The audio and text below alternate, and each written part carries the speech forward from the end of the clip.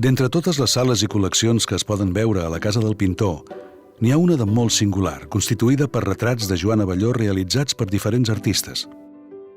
Compta amb més de 200 obres, principalment de pintura, però també hi ha escultures, dibuixos i fotografies. La majoria de retrats van ser regals o intercanvis que Abelló va anar arreplegant durant tota la seva trajectòria artística.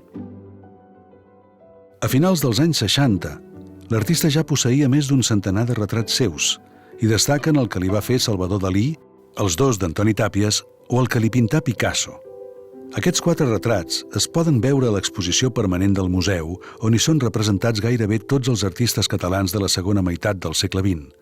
Curiosament, en un racó de la sala de la casa del pintor, hi trobem un retrat que li va fer el Xavier, un nen de Mollet que va regalar-lo a l'artista.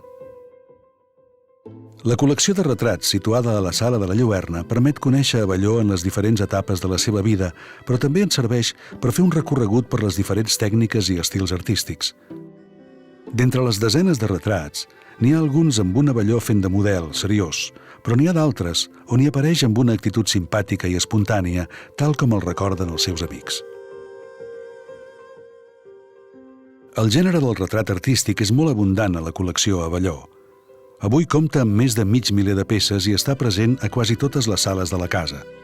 Aquest gènere ens permet fer una reflexió sobre les aspiracions de la humanitat en figurar-se a si mateixa.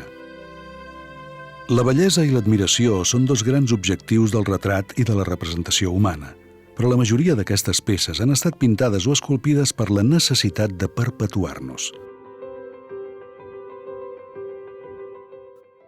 No sabem si aquest va ser el motiu que va motivar Joan Abelló a fer de model en infinitat d'ocasions, però és evident que, si fem una mirada de 360 graus per aquesta sala, hi ha retrats que han estat capaços de capturar més enllà de la mera fidelitat fisionòmica el caràcter del pintor col·leccionista.